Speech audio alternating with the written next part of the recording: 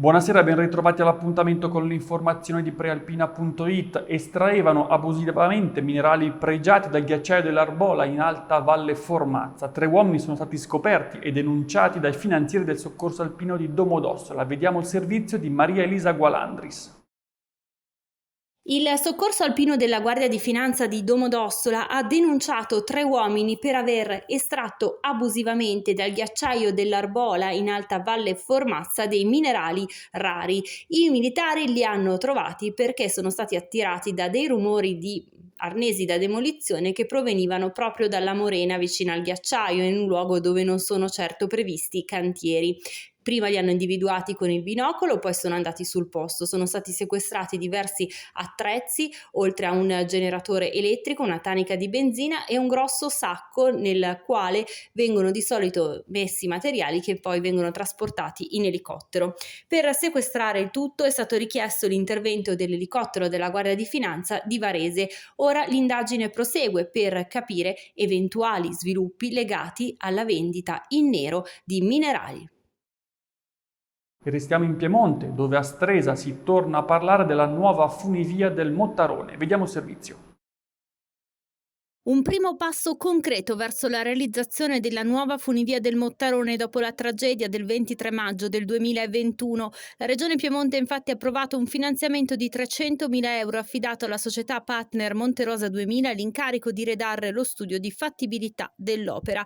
Un gesto concreto che arriva dopo gli incontri preliminari avvenuti con il consulente nominato dal Ministro per il Turismo Massimo Garavaglia, il professor Angelo Miglietta, che ha già seguito il progetto della realizzazione della Skyway del Monte Bianco. La Monterosa 2000, spiega il consigliere regionale Alberto Preioni, provvederà anche a redigere lo studio di fattibilità per il nuovo impianto di risalita tra Stresa e Mottarone, in sostituzione di quello protagonista del disastro costato la vita a 14 persone il 23 maggio di un anno fa.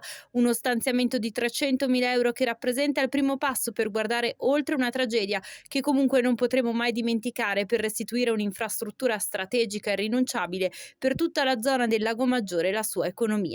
E intanto si attende l'autunno per conoscere la verità sull'accaduto. Il 16 settembre i periti dovranno infatti depositare le loro relazioni conclusive e a ottobre sono fissate 3 udienze per concludere dopo 1 anno e mezzo l'incidente probatorio. 2 uomini residenti nel Milanese sono stati arrestati questa mattina dai carabinieri della stazione di Malpensa. L'accusa è quella di ricettazione di gioielli e diamanti. Ce ne parla Veronica De Riu.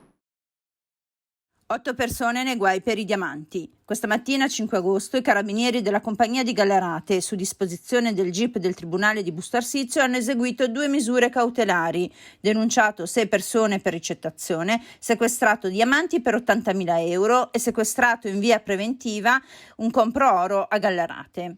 Tutto è nato da un primo arresto a gennaio 2021, quando l'incaricato del trasporto di preziosi era stato sorpreso in flagranza a rubare gioielli e diamanti per un valore di oltre 52.000 euro. L'uomo si stava spostando dall'hub di una società di spedizioni di Malpensa a quello della stessa azienda nella zona di Spinetta Marengo. Nel prosieguo delle attività di indagine sono stati raccolti gravi indizi di reato a carico dell'autista per un totale di 23 furti consumati per un ammontare di circa 330.000 euro. I militari hanno inoltre accertato che l'uomo si era rivolto a diversi compro-oro della provincia di Milano Varese per la cessione di gioielli e preziosi, compendio del furto. Così l'attenzione degli investigatori si è focalizzata su un compro-oro di Gallarate e su un commerciante di preziosi di origini israeliane residenti a Milano, entrambi arrestati e agli arresti domiciliari. E spostiamoci adesso a Varese, dove gli agenti della squadra volante della questura hanno chiuso un'officina abusiva. A far scattare l'intervento delle pattuglie è stata la telefonata di un giovane che lamentava di non riuscire a farsi restituire l'auto dal meccanico a cui l'aveva consegnata ormai alcuni mesi fa. Quando sono arrivati sul posto, nel quartiere di Giubiano, gli agenti hanno trovato un cancello sbarrato e il citofono che suonava a vuoto. A fatica i poliziotti sono riusciti a entrare trovando il meccanico nascosto dietro una pila di pneumatici. Il giovane, un ucraino di 29 anni, ha ammesso di non avere alcuna licenza per svolgere quell'attività. Nell'officina sono stati inoltre trovati rifiuti pericolosi stoccati senza alcuna precauzione. Lui è stato denunciato e l'area posta sotto sequestro. E restiamo a Varese, dove questa mattina una scout di 17 anni è stata accolta da malore durante una passeggiata nei boschi del Campo dei Fiori. Vediamo il servizio. Il gruppo scout era impegnato in un'escursione da Brinzio fino al Monte Tre Croci sopra Varese, quando una di loro ha accusato un malore e così hanno lanciato l'allarme chiamando il 112. Dalla centrale sono stati inviati sanitari e tecnici del soccorso alpino della stazione di Varese, che grazie alle coordinate GPS e alla conoscenza della montagna hanno raggiunto la ragazza di 17 anni, poco sotto le Pizzelle, a pochi passi dal Sacromonte. Sul posto sono arrivati 2 medici e un infermiere, che hanno fatto le prime valutazioni sanitarie. Vista la situazione, con la giovane che nel frattempo si era ripresa, si è deciso di non far intervenire l'elicottero, ma di accompagnare la ragazza fino alla strada asfaltata, dove è stata poi caricata su un'ambulanza e trasportata al pronto soccorso per accertamenti. Nelle prossime ore anche a Varese sono previste piogge e temperature in calo, ma quest'anno, in particolare quest'estate, si confermano tra le più calde di sempre. Ce ne parla Barbara Zanetti nel servizio con le immagini di Stefano Benvenu dell'agenzia Blitz. Ci troviamo a Villa Baragiola con Paolo Valisa, meteorologo del Centro Geofisico Prealpino, e qui a Villa Baragiola Masnago è la sede del Centro Geofisico Prealpino. Tutti parlano di queste temperature anomale. Questa è un'estate davvero particolare. Perché? È particolare perché c'è stata una continuità delle alte temperature che ormai dura da maggio, quindi abbiamo avuto un'estate particolarmente precoce.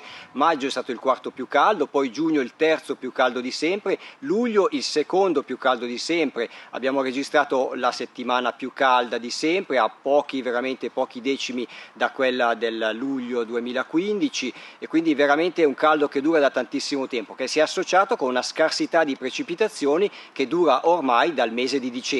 Quindi la accoppiata di poca pioggia, siccità e gran caldo ha creato grandissimi problemi per la gestione dell'acqua, per l'agricoltura e per l'ambiente in generale.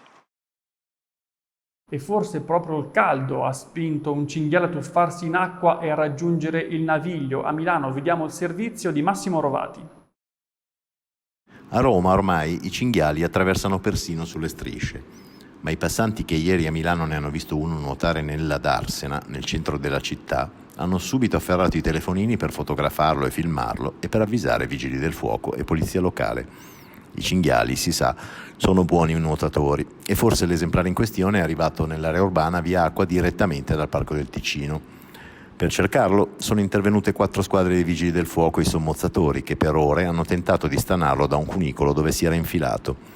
Secondo la Coldiretti, sono il caldo e l'afa a spingere d'estate questi animali in città in cerca di cibo e refrigerio nei corsi d'acqua dopo aver fatto piazza pulita in campagna.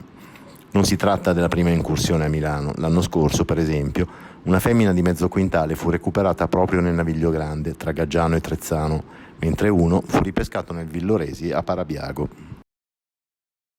E chiudiamo con una notizia arrivata poco fa, momenti di apprensione nel tardo pomeriggio di oggi a Gemonio. In via Cesare Battisti c'è stato infatti un incidente che ha coinvolto un furgone e un ragazzino in monopattino. L'impatto è stato piuttosto violento, tanto che il giovane ha sfondato il parabrezza e il monopattino è andato distrutto. Subito è partita la richiesta di aiuto, sul posto sono accorsi i carabinieri della compagnia di Luino e i sanitari della Croce Rossa di Gavirate. Dopo le prime cure sul posto, il quindicenne è stato portato al pronto soccorso per le cure del caso. E questa era l'ultima notizia. L'appuntamento con l'informazione di prealpina.it torna come sempre domani alle 19. Una buona serata.